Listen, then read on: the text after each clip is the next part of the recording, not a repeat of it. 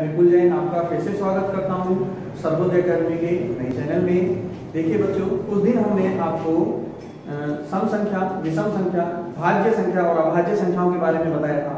आज हम इससे और आगे के पढ़ेंगे। देखिए, इससे आगे के में सबसे पहले हम पढ़ते हैं प्राकृतिक संख्याएं।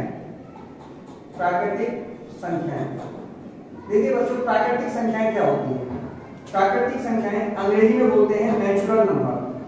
अंग्रेजी में क्या बोलते हैं इनको? Natural number. तो क्योंकि अंग्रेजी में इसे नेचुरल नंबर बोलते हैं और नेचुरल नंबर का पहला वर्ड n है, इसलिए प्राकृतिक संख्याओं को कैपिटल N से प्रदर्शित किया जाता है। पहली बात। दूसरी बात, प्राकृतिक संख्याओं की पहचान क्या है? नॉर्मली तो पहचान ये है कि गिनतियां जो हम बोलते हैं 1, 2, 3 और ये अनंत तक जो हम गिनतियां बोलते हैं वही हमारी क्या होती हैं? प्राकृतिक संख्याएं होती हैं। लेकिन कई बार क्या है, कंफ्यूज हो जाते हैं। तो इसको याद रखने के पर्पज से मैंने एक छोटी सी स्टोरी बनाई है। उम्मीद करता हूं वो आपको समझ में आएगी। ये सिर्फ एक याद रखने की ट्रिक है और इसके अलावा कुछ नहीं है। जैसे बच्चों देखिए, आप नॉर्मली गिनतियां जो होती हैं एक ऐसी चीजें होती हैं, जैसे आप सो रहे हो और आपको सोते हुए को जगा करके, नींद से जगा करके अचानक से आपसे गिनती बोलने के लिए कहा जाए तो आप फटाफट से गिनतियां बोल सकते हो, बिना सोचे, बिना समझे, बिना आगे की प्रक्रिया सोचे कि 1 के बाद मुझे क्या बोलना है, 2 के बाद मुझे क्या बोलना है। ये नेचुरली हमारे मुंह से निकलती हैं, नेचुरली निकलती हैं, प्राकृतिक रूप से निकलती हैं। इसलिए इन गिनतियों को हम प्राकृतिक संख्याएं बोलते हैं। इसीलिए ही हम क्या बोलते हैं इनको? प्राकृतिक संख्या। तो बच्चों, इनको याद रखना आसान है। मैंने आपसे कहा था कि एक स्टोरी के रूप में पढ़ाऊंगा मैं आपको, ताकि याद रखने में कोई कठिनाई महसूस ना हो। ठीक है बच्चों, तो आपको समझ में आ चुका होगा कि प्राकृतिक संख्याएं क्या होती हैं। इसके बाद आती है पूर्ण संख्याएं।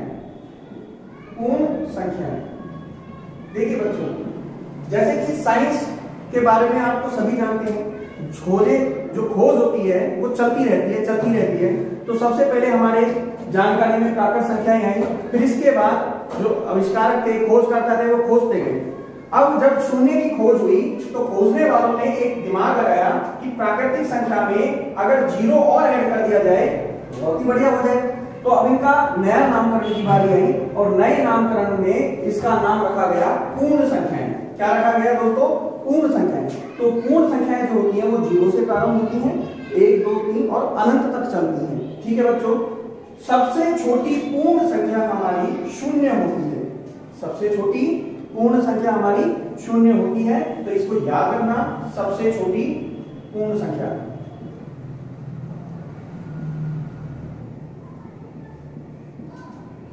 कई बार हमारे कंपटीशन एग्जाम में भी पूछ लिया जाता है कि सबसे छोटी पूर्ण संख्या क्या है, या प्रश्नों के बीच में भी आ जाता है।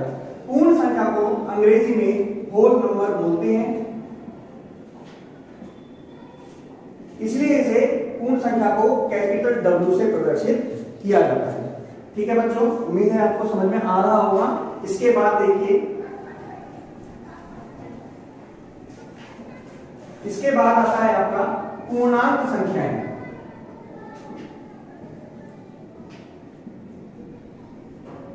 देखिए बच्चों, पूर्णांक संख्याएं क्या होती हैं? देखिए, जैसा कि मैंने कहा कि खोज चलती रहती है, आविष्कारक खोज करते रहते हैं। तो जैसे ही अब हमारी खोज यहां तक हो चुकी है, यहां तक हमारी खोज हो चुकी है, तो अब जैसे ही हमें पता चला कि ऋणात्मक में भी संख्याएं होती हैं, तो ऋणात्मक वाली संख्याएं और इसमें लिख दी गई। तो अब इनका मिश्रित रूप क्या बना?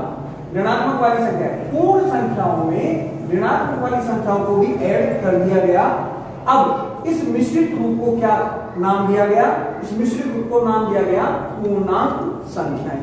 तो पूर्णांक संख्याओं में 0 plus minus 1 plus minus 2 plus minus 3 और इसी प्रकार अनंत तक प्लस माइनस तक संख्याएं आती हैं।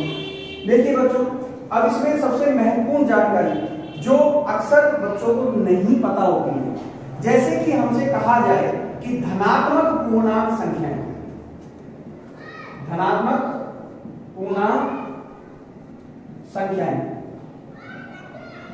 देखिए, धनात्मक पूर्णांक संख्या क्या होती है? धनात्मक पूर्णांक संख्याएं 1 से प्रारंभ होती हैं और ये अनंत तक चलती हैं। कहां से प्रारंभ होती है बच्चों? 1 से प्रारंभ। फिर दूसरा आता है ऋणात्मक पूर्णांक संख्याएं।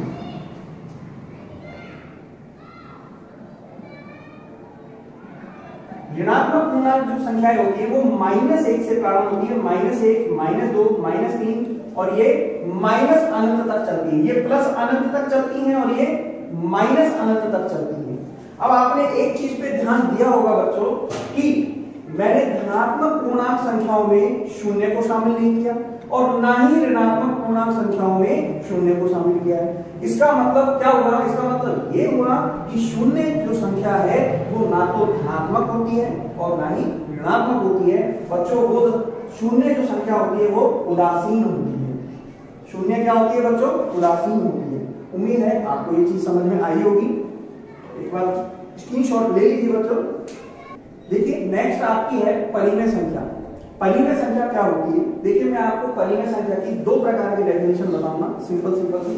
देखिए एक डेफिनेशन तो आप जो अक्सर किताबों में पढ़ते हो कि वे संख्याएं जिन्हें हम p/q रूप में लिख सकते हैं, वे संख्याएं जिन्हें हम p/q रूप में लिख सकते हैं परिमेय संख्याएं कहलाती हैं। लेकिन ये सिर्फ इतनी सी ही डेफिनेशन नहीं है, इसके साथ कुछ शर्तें जुड़ी हुई हैं।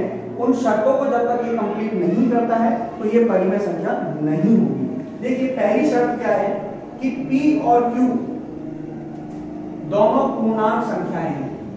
सबसे पहली कंडीशन क्या है कि p और q दोनों पूर्णांक संख्याएं हैं। ये सबसे पहली कंडीशन है। दूसरी कंडीशन ये है कि q का मान कभी भी शून्य के बराबर नहीं होता है। q का मान कभी भी शून्य के बराबर नहीं होता है। अब आपके दिमाग में तुरंत एक प्रश्न आ गया होगा कि सर p और q दोनों पूर्णांक संख्याएं हैं, यहां तक तो समझ में आता है, लेकिन ये चीज समझ में नहीं आई हमारे कि q का मान 0 होना q का मान क्यों 0 नहीं होना चाहिए। तो देखिए q का मान 0 रख कर देखते हैं। देखिए q का मान हमने 0 रख के देखा, क्या देखते हैं कि बटे में हर में क्या आ रहा है? शून्य आ रहा है। और शून्य का भाग किसी भी संख्या में जब हम देते हैं तो हमारी वैल्यू आती है अनंत।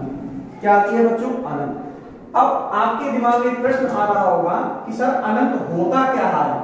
अनंत क्या होता है? तो बच्चों अनंत एक अपरिभाषित मान होता है। कैसा मान होता है? अपरिभाषित मान होता है। अब क्या मतलब हुआ? मैं आपसे देखिए मैं अब थोड़ा सा आपको अनंत को परिभाषित कर देता हूं कि अनंत एक्चुअल में होता क्या है।